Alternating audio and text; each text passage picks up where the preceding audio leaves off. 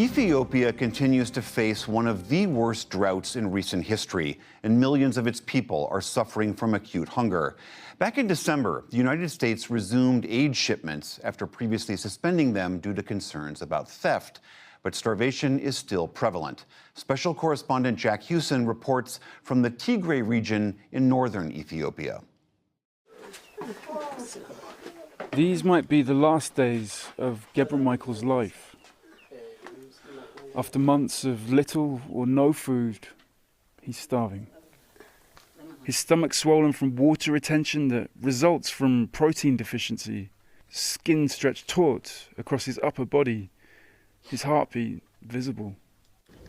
I have a hard time breathing. It gets worse each day. I'm also feeling sick in my kidney. I can't go to the toilet because everything I eat I vomit out. Gebra Michael is so acutely malnourished that his body is rejecting food. His wife, Gemba, grinds a few grains outside their home in Yechela district of northern Tigray province. This is all they have. After the rains failed to fall in August, the crops failed too. As climate change bites, Ethiopia's drought is the worst many here have ever experienced. People here are just trying to forage the last grains and berries that they can get from this arid landscape. Food aid is beginning to arrive, but for some, it may be too late. Millions face acute food insecurity in the region. Approximately 400 have reportedly died of starvation in Tigray and Amhara. Gebra Michael is dangerously close to becoming the next fatality. There's nothing we can do about the pain. Our insides hurt. The legacy of conflict visible across the region is also making the situation worse. The civil war that ended in November 2022 displaced 2.5 million. These people here in Yechela have fled ethnic persecution in contested western Tigray. Among them was Deselen Abadi Tafiri and his family. I have so many problems. I lost my house, I lost everything. I have to beg. I ask people to help me for the sake of my babies. I ask people to support me until we get through this hard time. I used to go to local people before, but now I can't even go to them because they're also suffering themselves. Despite this widespread suffering, in January, Ethiopian Prime Minister Abiy Ahmed was awarded the UN Food and Agriculture Organization's highest award for his contribution to rural and economic development. This for a leader accused of using starvation as a weapon of war as government forces laid siege to Tigray 2 years prior. I am deeply honored and grateful to the UN Food and Agriculture Organization for recognizing Ethiopia's diligent efforts over the past 5 years in addressing food and nutrition security. I would like to emphasize my government's commitment to meeting zero hunger goals. Zero hunger? That's the rhetoric. But in Tigray, the reality looks very different.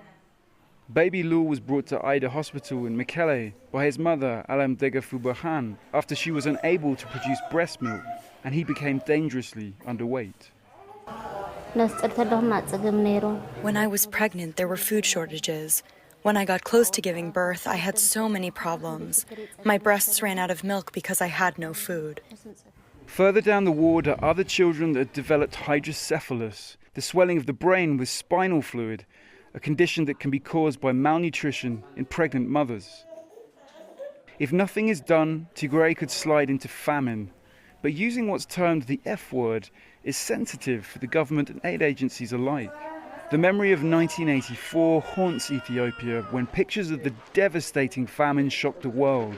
40 years later, the death rates and numbers suffering severe acute malnutrition do not now meet the UN's technical famine definition. But for Reda Getachew, interim Tigrayan president, he's not interested in semantics. You know, I see people dying because there is no food on their plate. No amount of technical obfuscation is going to convince me that this is not hunger. Whether the F word should be avoided at this point is overly academic as far as I'm concerned. Tigray's hunger was exacerbated by the World Food Programme and USAID suspending food deliveries last March. The grain was being systematically stolen and sold on the black market, reportedly by both the federal and Tigrayan military. After changes to prevent theft, WFP resumed shipments in August and USAID in December. But according to Mr. Getachew, it's not enough. The response is not adequate at all.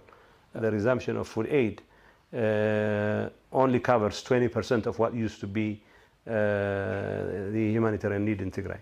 I know the federal government for quite some time has been dragging its feet to come to terms with the reality on the ground. And the reality remains bleak. Responding to PBS NewsHour in a written statement, the Ethiopian government said it was distributing $250 million in food aid and claimed that national wheat yields had increased dramatically since 2021. But there's little sign of this supposedly bumper crop in rural Tigray. For millions facing acute hunger, the words will ring hollow. For the PBS NewsHour, I'm Jack Hewson in northern Ethiopia.